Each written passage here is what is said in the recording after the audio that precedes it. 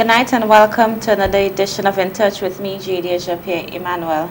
I'm very excited to be here with you tonight. Today was a very special day for many of our students, many schools, many communities. And so I wish to congratulate all of our students who wrote the Common Entrance exam. In a very special way, I want to congratulate our top performer for this year, Miss Ariel Albert. She came from the Dame Paulette Louise Primary School. And I also want to congratulate the PI Primary School for placing first in the public schools on the island. This is a great achievement for the school, a great achievement for the people of the South. I'm sure we are all celebrating. And so I want to say congratulations to our students, the parents. I know you worked hard too, the teachers, the communities, and our support group and cheering squads out there. Tonight, I am very blessed to have in studio with me the General Manager of the National Skills Development Center, Mrs. Selma Senpri. And I also have a very good friend of mine who has responsibility for overseeing the work of the Nsdc in Vieux Fort, so you'd understand why he's very important. Mr. John Victorin is in studio with us tonight, and we'll be discussing the work of the Nsdc and the impact it has had since the institution opened its doors in 2001. Mrs. Sanpri, I'm sure you are hearing that in the days of universal secondary school education, where more of our children will be exposed to a secondary school education, that the needs for skill-based training will not be as high as it was in 2001. What would be your response to that? As many more of our students go into secondary school and get that opportunity to be educated at that level, do you think it diminishes the value of the NSDC? Almost definitely not. The NSDC in its inception didn't come just to look at the school leavers. And NSDC, when it came about, the students, had a decision to make, whether they wanted to do technical vocational skills or whether they wanted to stick to academics. And some of them even crossed the floor as it relates to the education, so some of them would start off with academics and realize that they wanted to go into a more technical field. So it didn't make as much of a difference at that time in 2001.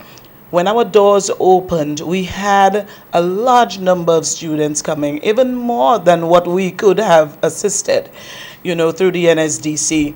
And I mean, we will talk, I guess, a little later about how things have developed. Yes. But at that time, we had graduations of 550. The following year, about 250, and even later, we doubled that and tripled. So, it was not that it was not necessary, but it added value to the students because now they could come out showing exactly what they could do because it was competency-based and is competency-based. 2001 to 2015, so we're dealing with 14 years really. That's right. Have you tracked down some of the individuals who passed through the doors of the NSDC to find out how they're doing? What areas are they successful in the various fields that they would have gotten training? Oh, of course. We do impact assessment surveys as well as tracer studies. And we have found that a lot of our students, they not only have good retention rates, but we found that some of them also have their small businesses in different areas. From computer repairs, there was one with auto mechanics, some, in management positions as it related to those in the South. Coconut Bay, we had Real Rock. We have a manager there at Will Rock who was from the NSDC. We have a lot of them, up in the North at places even like Flavor. A lot of the hotels employ our trainees as well. Some of them even did the A++ certification, and they have been working in the Ministry of Education. So, we have them in varying areas, and they have done really well, from small business, to wage employment. What would be the greatest area for study or the greatest area for training in terms of the demand from people who would be applying to the NSDC? We have a lot of them coming for office administration, IT skills, computers, computer repair and maintenance. We have a lot of them as it relates to the spa training, massage and beauty therapy. So these are some of our really critical areas that they come in for. I want to speak to Mr. Victory a little bit about the operations, really.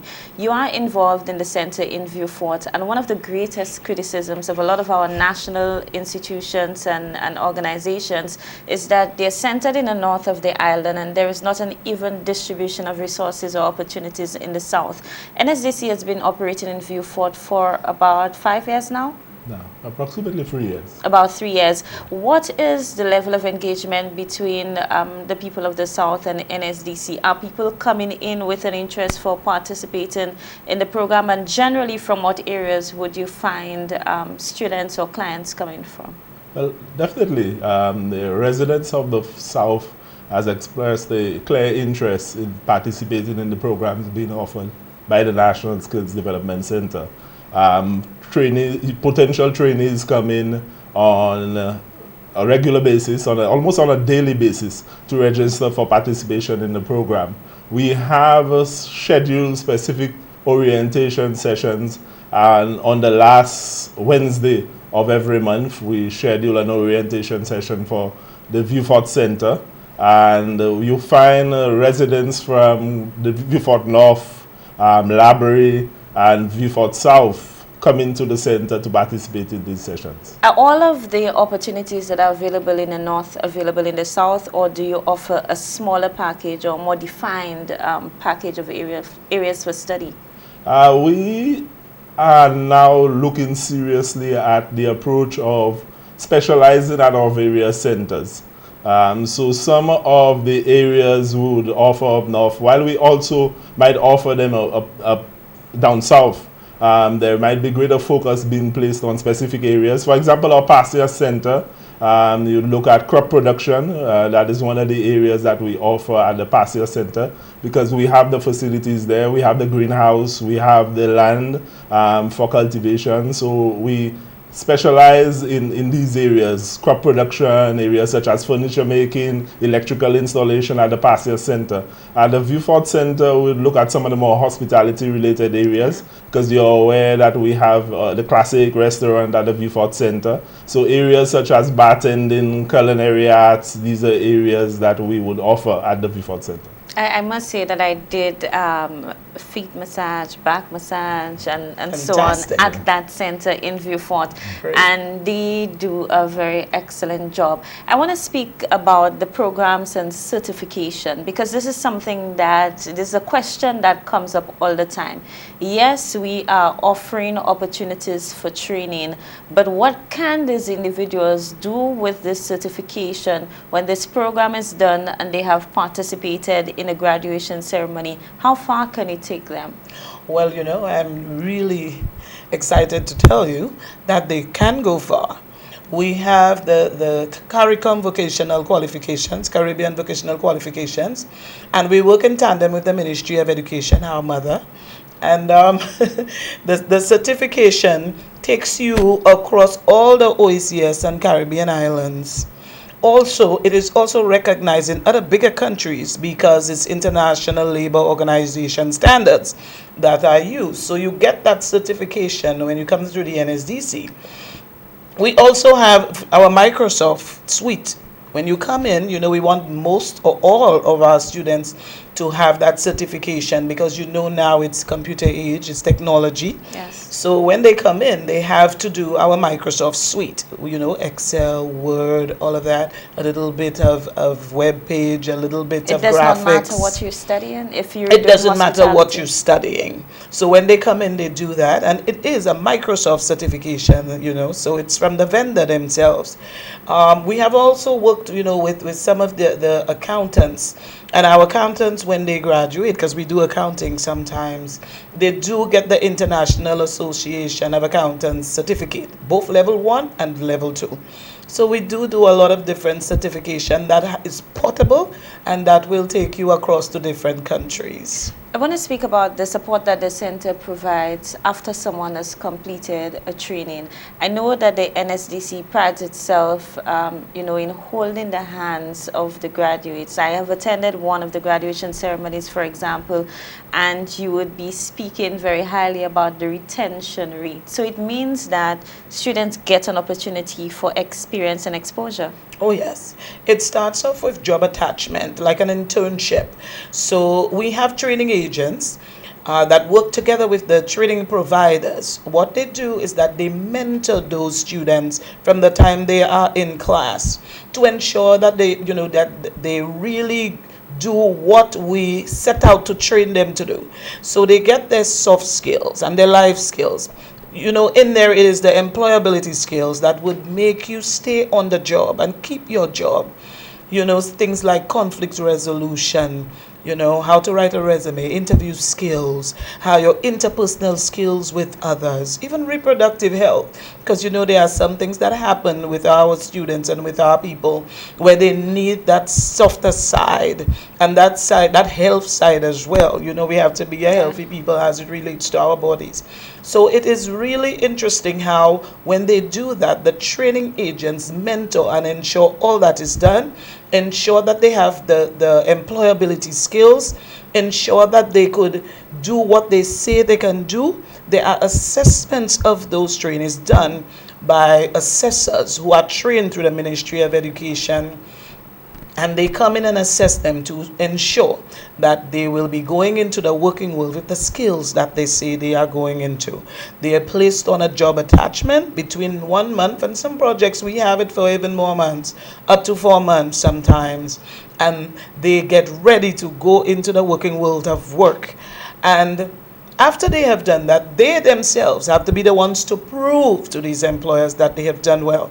And I must say that they have done an excellent job of doing that, because we have a good rate of our trainees being kept on the job. Yes, I've heard that at many of the graduation ceremonies, and I think it's one of the selling points of the NSDC, really. I want to go back to Mr. Victorian to speak about View Fort. You would understand why I have such a special interest in View Fort. I noticed something different happening in View Fort, and I think it is because we want to improve the self-sufficiency. Most times these organizations are set up and these organizations are given a mandate to go out, but then they become a burden to the state because the taxpayers must still continue to fund every aspect of these centers. I noticed that the NSDC has a restaurant, for example, and you're also providing catering services in View Fort. Tell us a little bit about that and the services available. As indicated, we believe at the National Skills Development Center that it is critical that we strive to achieve a level of sustainability, that we could actually continue to finance the operations of the organization. And we have the classic restaurant at the View Fort Center. As you indicated, the restaurant caters for the general public. You have an event. The rest, we could actually offer you full catering services where you could actually utilize the building for your, whether it's a wedding, a party, whatever the nature of it, formal or informal event, whatever nature that event might take. We'll speak a little bit more about that when we come back from this commercial break. Very interesting, because as I said, it's only in View Fort. I noticed this is happening. So we'll go to a break. When we come back, we'll speak a little bit more about what is happening in View Fort and the opportunities for you as well.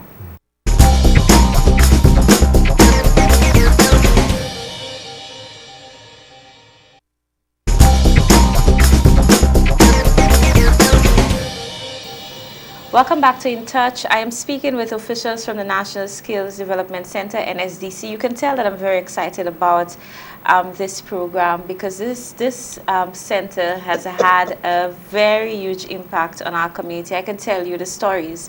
People who never went to secondary school, who did not complete primary school, and when you see them today, they will tell you that their lives were transformed because of the intervention of the NSDC. And I think I'm even more excited that you have a center in Passias Monipo. There's a center in View Fort, and there's also a center in Choiseul. So don't forget busy, the heart of everything is busy, but I'm really excited that we have basically centers in different parts of the island where it is not a burden for the individual seeking the training? Because most of the people who come to NSDC, or all of them, are unemployed, right?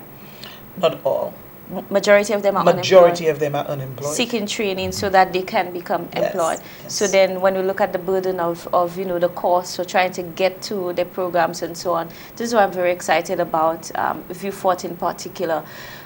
What exactly would anybody from the public or anyone who wants to know what courses are available in View Fort and how they're able to sign up for the courses, can you share that with us? And when is your intake? Do you have a set time period for recruitment?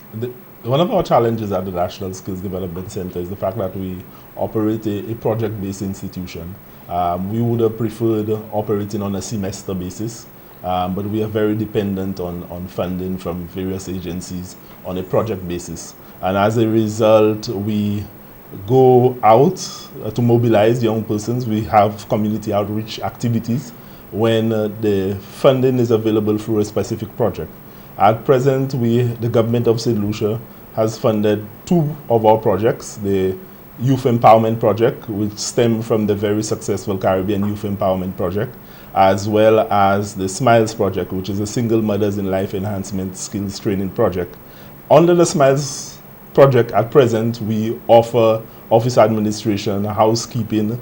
We also offer culinary arts, and we offer the young persons an opportunity to participate in the hair design program. And under the Youth Empowerment Project, which is goes by the acronym YEP, we also offer furniture making, welding, electrical installation, culinary arts, and as well as networking, IT networking, computer networking, basically. So these are the areas we offer under these projects at present. And who can benefit? Who can apply to be part of the program? Well, I know the single mothers, you would have to be a single mother. You'll have to be a single mother. Yes. And you'll have to be unemployed. Yeah, you'll have to be unemployed and between the age range of 17 to 40 years. Okay. For the Youth Empowerment Project, you'll have to be between the ages of 17 to 25 with not more than 4 CXCs, and that's for specific areas. There are areas which we realize where the persons would have to come in with a lot more qualifications than basically 4 CXCs, and we have made that allowance to cater for individuals who are a little more qualified for these specific areas. So we realize the importance of ensuring that persons actually get the opportunity to access training, and that is why the NSDC, there are 4 centers at strategic locations, as you highlighted. If you think through it, you would realize that we have a center in the east, which is the Passenger Center, one in the south, which is the View Fort Center, and one which is more southwest, the Choiseul Center, and the Bizet Center in the north. So it's the idea is ensuring that as many persons can access training as possible. And in the south, in View Fort, that's your favorite center, I guess. Yes. You're very passionate about that center. It's my favorite center. Persons who are interested in all our centers, all the communities around the island, persons who are interested could basically call our centers for one. You could call to find out some more information. The View Fort Center is 484-8091. The Bizet Center, it is 458-1677. And the Passenger Center, it is 455-3488. And the Choiseul Center, it is 4599-691. So persons can call the various centers as well as walk in. Persons can just come to the centers, visit the centers, walk in and ask the receptionist questions about the specific programs being offered. So individuals who are interested in the programs could feel free to do that, as well as us from our end making a special effort to go out there within specific communities to target young persons who might be interested in the program. This week we will be in a community of, well, today we were down at Labrie at 2 o'clock today. We had an outreach session in Labrie. Tomorrow we will be going down to Canaries, and on Wednesday we will be going to Ancillary. Thursday we are going, also Wednesday evening we have a session in the Mabuya Valley. Thursday we will be going to View Fort North, and we will also be having a session at View Fort South, as well as Babano. And we intend on continuing during the following week to ensure that we have persons we mobilize persons to participate in the programs that we are offering. I must commend the NSDC for the outreach, because we know in all areas, education, even employment opportunities, sometimes the what is in the way of people grabbing that opportunity is knowledge of that opportunity. As you go out into the community, what is the response like from the various communities? Well, the response is very favorable in terms of the number of persons who actually show up to participate in the orientation sessions. A common complaint that we normally get, which we are moving to address now, is the issue of persons actually receiving feedback, which might not entirely be our fault, because sometimes when we call, persons have changed their numbers. But right now, what we are moving to do is to ensure that we encourage persons to establish an email address and at least check their email on a regular basis and provide feedback to them via email, because we realize how important it is. It's a key form of communication for one to have an email. Emailing is a key form of communication, and we are going to try and reach persons who have applied for participation in our project, provide them with feedback through email. So it's an approach that we are taking. We are a learning institution. We welcome learning, and we are hoping that learning from our experience will just ensure that we grow from strength to strength. That's right. It is something that I intended to ask, because when you put the information out there that we'll be starting a new program in a particular area, you may have people out there who would say, but I applied for that last year and I did not get through. What do I do now? Do I have to reapply, or will my information be on a file somewhere that the officials at the NSDC would pull up, and then based on the information in there, there would be that communication. Smiles, for example, I know that it is oversubscribed. Oh, yes. It was in the Prime Minister's budget. He spoke very highly of it, and although there was an allocation, a specific allocation, I'm sure your applications would have doubled or tripled what you could have accommodated. Tripled is more like it. I assume so. What now that we're going to be starting a fresh program? These individuals who applied last year and the year before, would they be automatically considered, or would they have to reapply because most likely circumstances may have changed, some of them may be employed? What are the considerations? Well, what we do is we try to contact those that were there before. Mm-hmm. So what happens is we have a team who sits together and they go through all of the documentation, they go through the database, they look up those names and they try to contact them first before we make a move to go and get other students, new students, because we really are sensitive to the needs of our people, and we understand, that if you are someone who needs a job or who underemployed or who's marginalized, that, it would get you more depressed if you went through that cycle. We call it the emotional roller coaster. And if you went through that cycle and then you moved and you're down in the dumps and you didn't get through the first time, and then the second time nobody reached out to try and see what they could do on your behalf.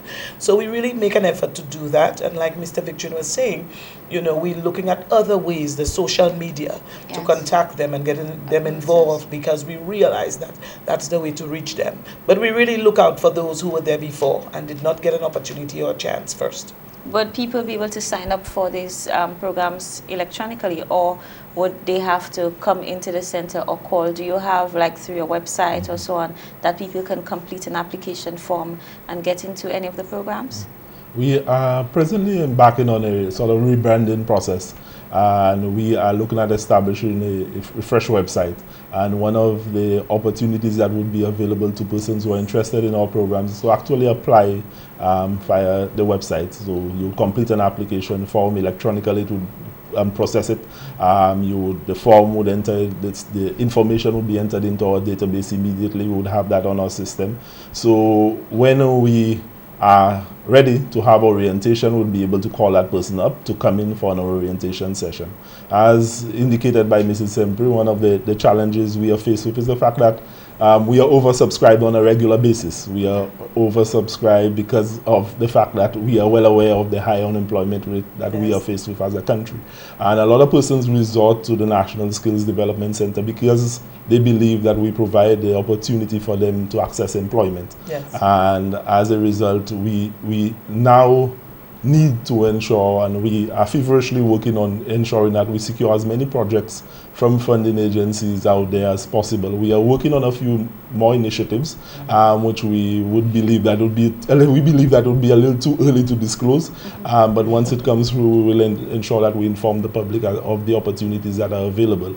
But there is immense capacity to really focus on developing the skills, technical vocational skills training areas, and we would definitely make an extra effort to ensure that we secure the support that is required. Mr. St. Pierre, I want to speak a little bit about partnerships.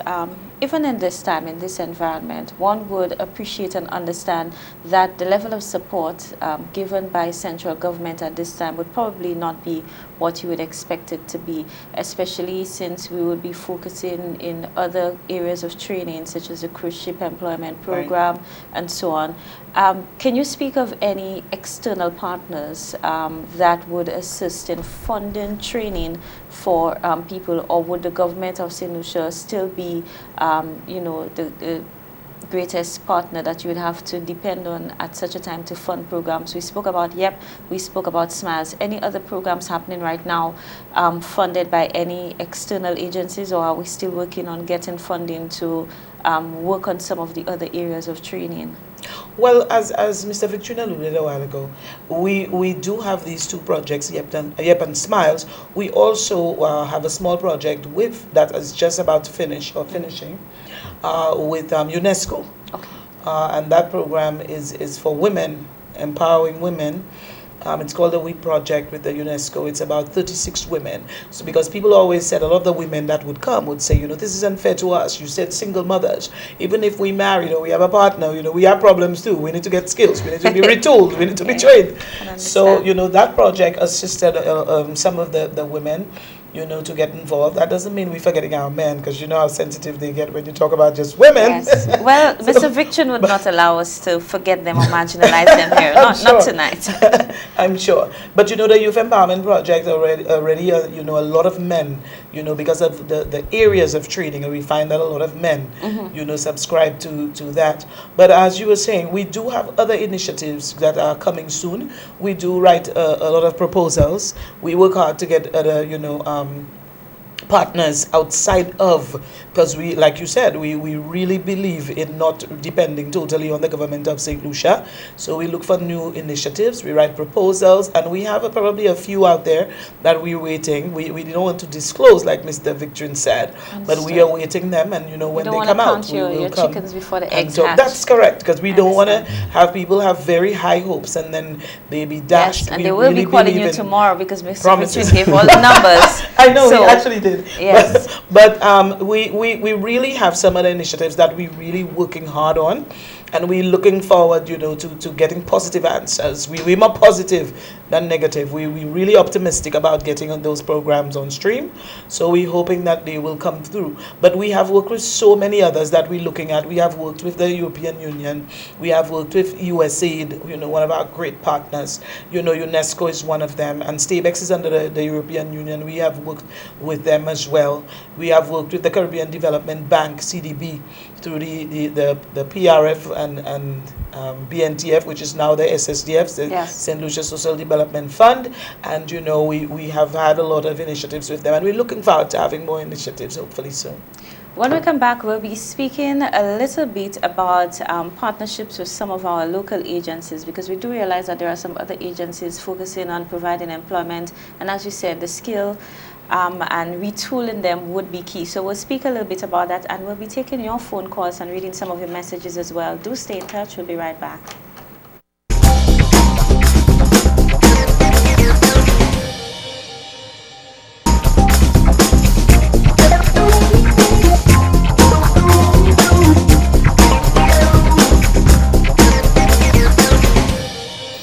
Welcome back to In Touch. We'll put our telephone number on the screen right now so you can call in with your questions and your comments. I'm already receiving some messages.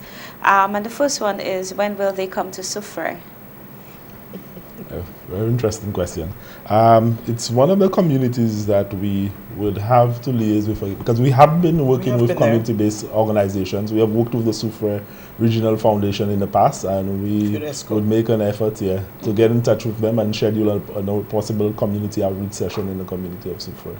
Yes, and I can well imagine other communities will be asking the same thing as well. 4527347, you can call in with your questions or your comments. We spoke a little while ago about giving feedback, and some of the messages I have been receiving, it's about that you go and you complete the application form and there is no follow-up, there is no feedback. And so I think the people will hold you true to your word when you say that the Nsdc will be making an extra effort to get back in touch with people and to follow up. I want to speak to collaboration with other agencies. I noticed that NICE, Mr. Perry Thomas, who's the coordinator of NICE, was on this program very recently, and he spoke about soft skills and that kind of training for people before they go out into the workplace. Correct. Is this being conducted in collaboration with Nsdc? Yes, definitely. We have two sets of soft skills. We have the Passport to Success, which is very successful in the United States and other countries. We have worked on that with the International Youth Foundation through the USAID project when we did the Caribbean Youth Empowerment Project. And that is a document that is very extensive. It looks at a lot of the skills that are needed, not only for your life, but also to go into the working world of work. Nsdc also had developed its own soft skills as it went along, because we learn from our trainees, we learn from the employers out there what is really needed in the world of work as it changes, and we developed a lot of our soft skills and worked also with IYF to develop some of those just validated and really made for our people itself in St. Lucia. So we have a lot of the things that the parenting skills. We have reproductive health, conflict resolution, customer service, all of those things.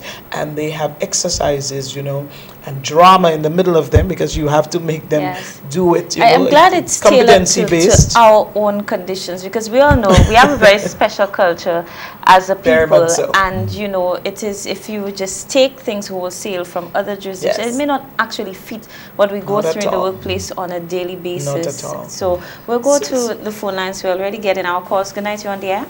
Good night to you, JJ. Good night to your guest. Hi, good night.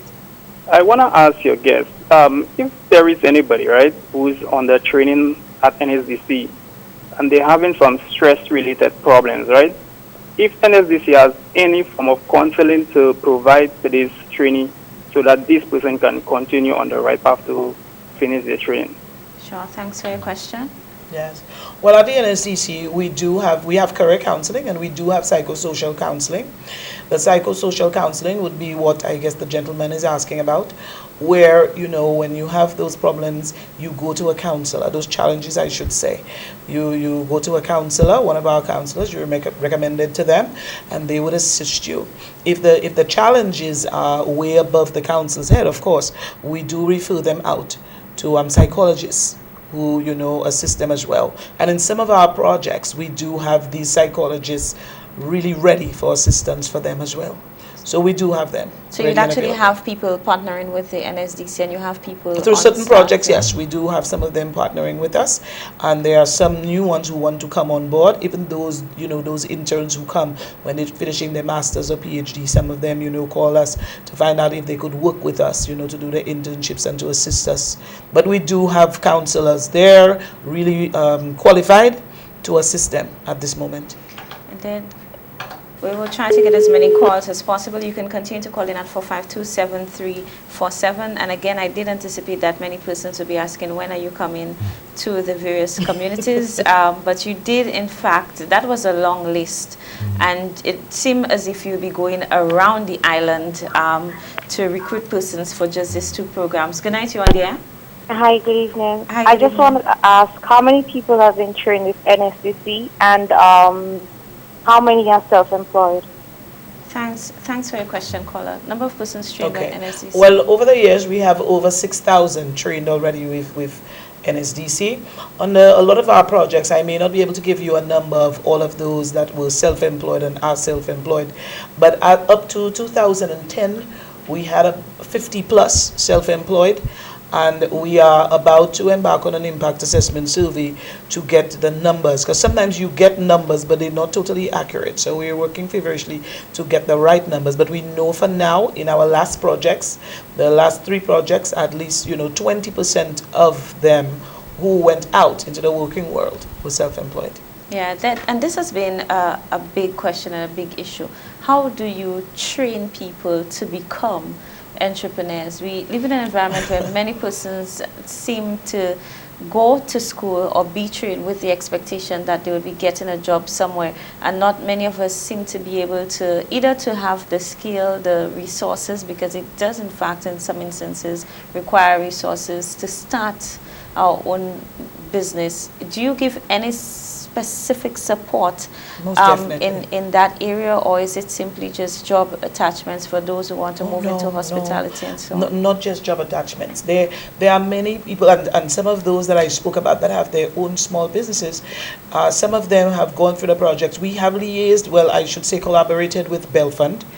We have also collaborated with SEDU in the past, and we are embarking on a new relationship with both SEDU and Bell Fund again, to really reinstate, all the things that we used to do with them. One of the things we realized recently is that we need to put entrepreneurship in all our curriculums, all what we do, the soft skills, awareness as it relates to entrepreneurship. We believe that it would create not only innovative people, but also for critical thinking.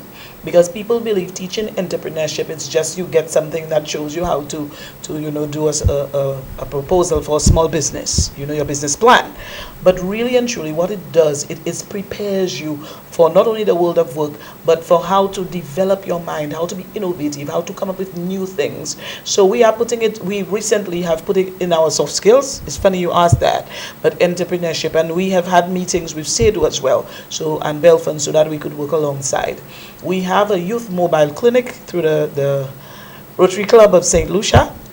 That clinic, it goes around to different communities, and in marketing it must be utilized even more now, where we meet with other young people, and Bell Fund is on that initiative with us, as well as Planned Parenthood is on that initiative with us, where we talk to them about entrepreneurship, we talk to them about their bodies, we do pap smears, all of that on that youth mobile clinic.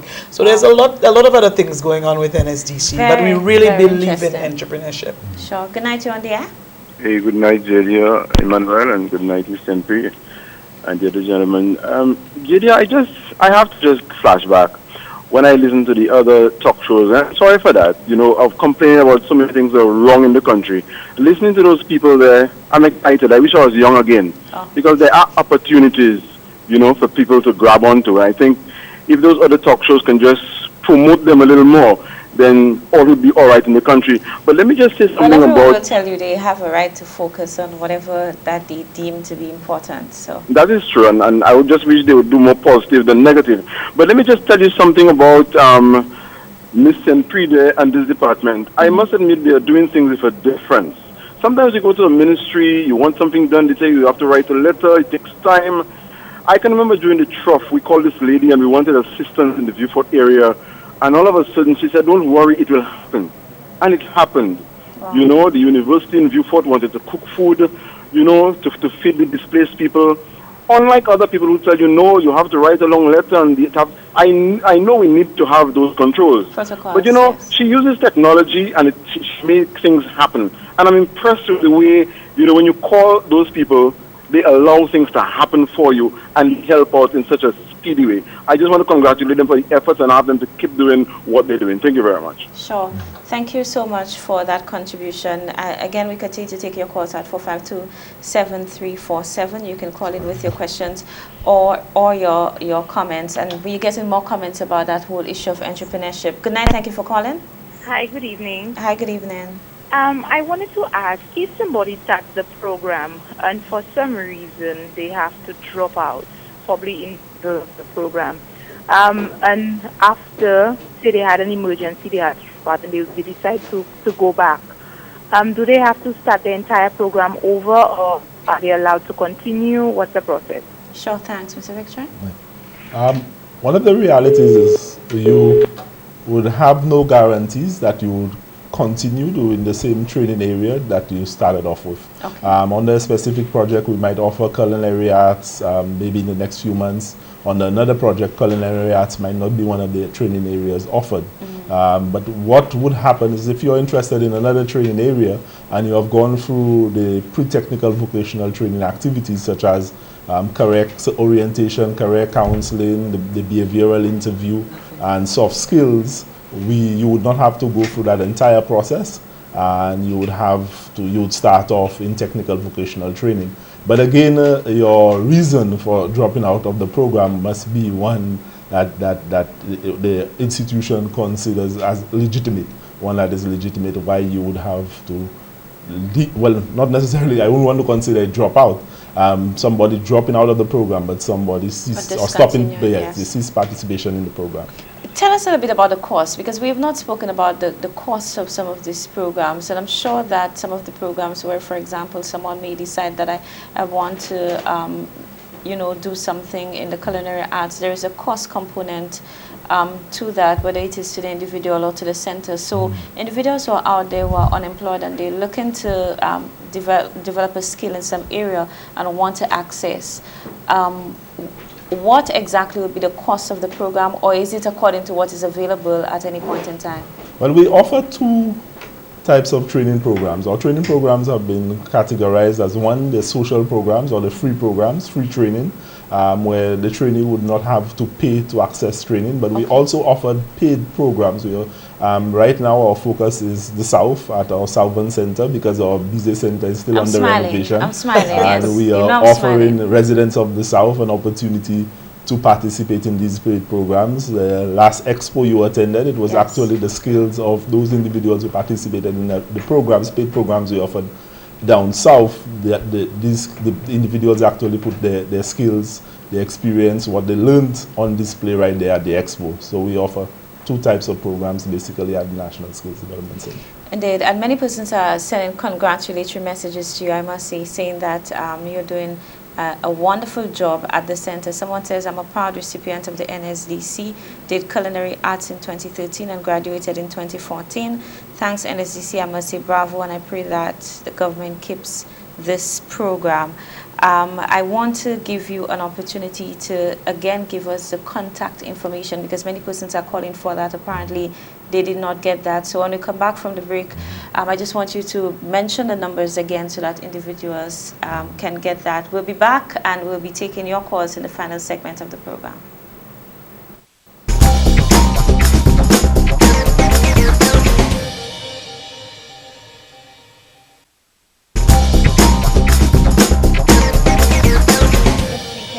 In just a few more calls, maybe one or two, but again the number, many persons are asking for the number so that they can call in to find out what programs are available and how they can participate. You gave me about 5 numbers off the top of your head a while ago. I was very impressed, so let's do that again. The numbers are all numbers. For the business center it's 458-1677.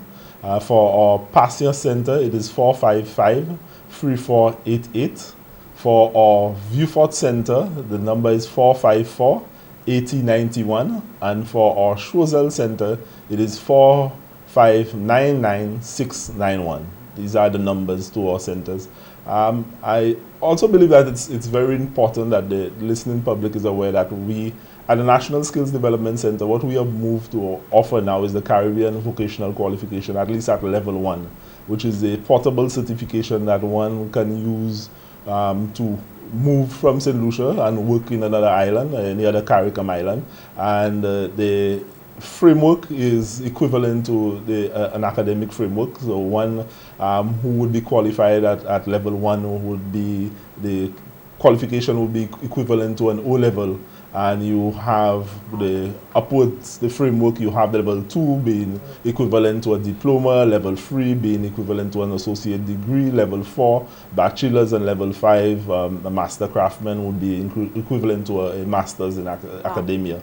So you have a framework which is comparative to the academic framework, which also offers residents, those who are qualified, those who have secured a certificate, CVQ certificate, the opportunity to travel to another island to work to secure employment in that other island. The Jamaicans have taken advantage of that opportunity, and some of them are actually in St. Lucia doing a lot of work in the area of cosmetology, and it's as a result of their CVQ certificate. They don't really need a work permit as a result of the fact that they are qualified, they have a CVQ certificate. So we can afford to take advantage of the opportunities that exist in other islands. Yeah. And let me add, it's not just level 1, but we have level 2s, and we have the SPA, which is level 3. Yeah. Wow. Yes. Very interesting. Do we have any minimum age for enrollment at the Nsdc? Someone says, my son just left school, he's 17. Can I enroll him for plumbing?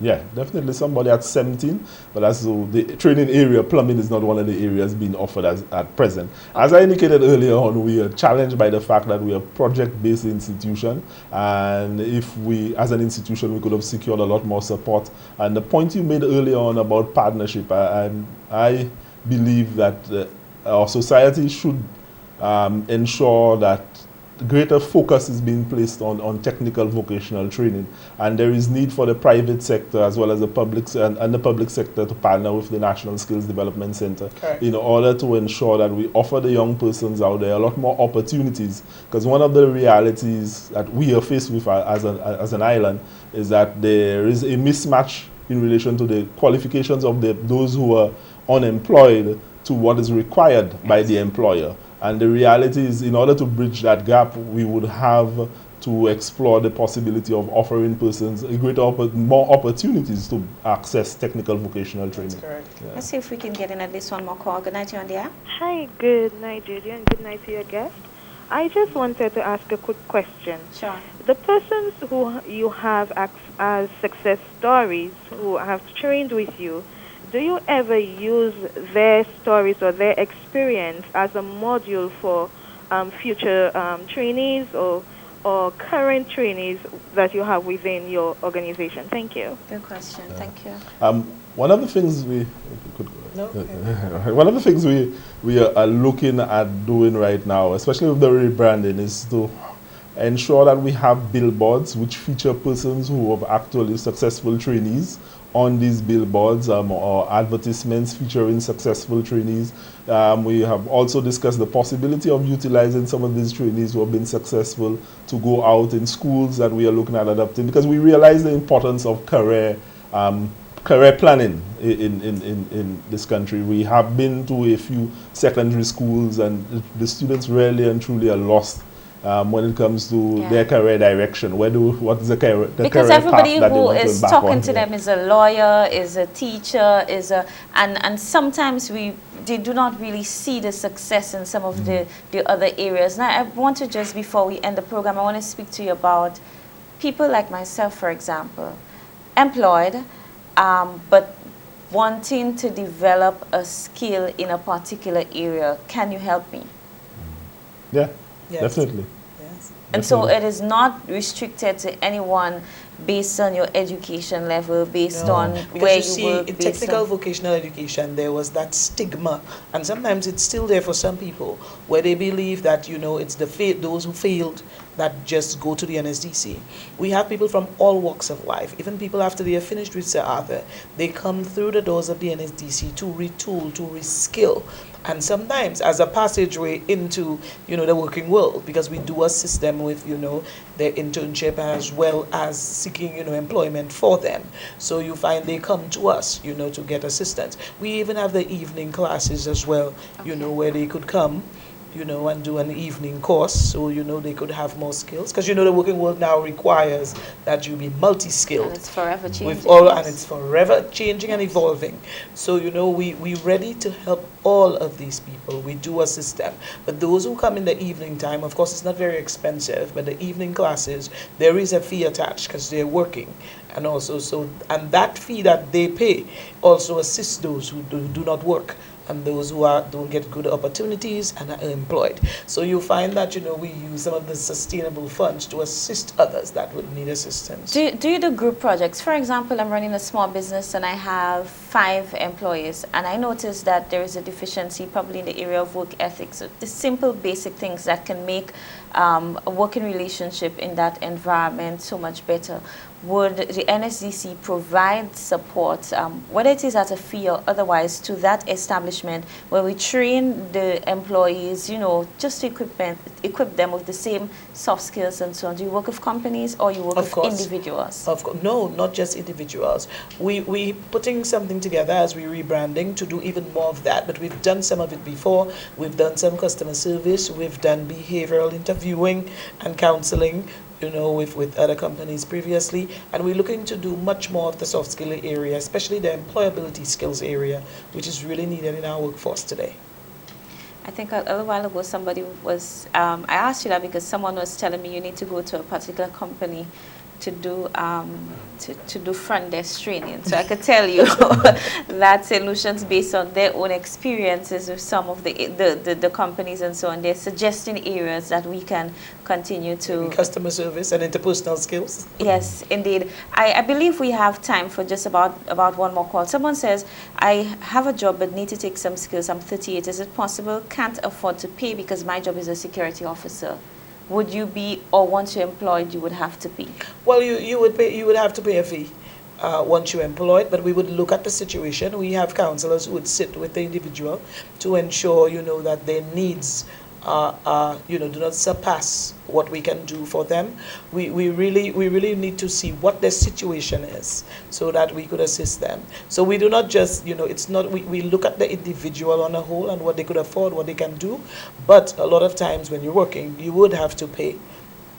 Here is a suggestion I would like to share with Mrs. Senpri and the other gentleman who's with her. The NSDC needs to also concentrate on our schools. They seem to place a lot of emphasis on people who are already out there working. But if we are to deal with the problem where people look at our technical vocational students as slow learners, the NSDC need to use its success stories to go out into the schools, speak to our children at a very tender age, so that when they discover they have no love for accounting, no love for being a teacher, that they do not begin to feel like they are failures. Okay. Well, the NSDC, the career counseling initiatives that we have gone into the schools. We have partnered with many schools and still partnering with other schools.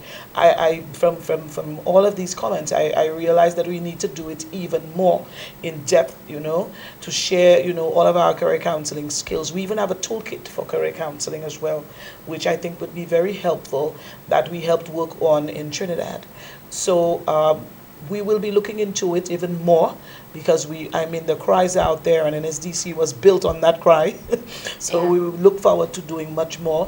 But I must extend by saying that, you know, we with our level skills of training, we look at all aspects.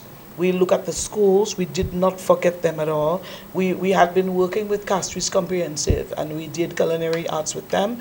That's how they started their small kitchen. Remember, they had a small restaurant? Yes. And then we were the ones who had worked with them and started with them. You know, we do the career counseling. Before, we used to do it from 2005 and realized you have to go much earlier. So we had developed programs to doing just that. So we're working feverishly on really trying to do that. We cannot be all things to all men, but we're going to try our best. If there is one person who understands that, it is me. You cannot be all things to all men at all. Again, did you indicate that there was a minimum age? Someone asked at what age would you be allowed to enter? 17. Most persons who enroll in our programs are 17. And someone wants you to repeat the 16 as well, because it's the working age. Yeah. It's the working age. So it begins at 16. It's just that Mr. Victrin was alluding to the fact that a lot of our projects start at 17, but we do look at the age, which is 16. Okay, someone is asking about employment opportunities within the NSDC itself.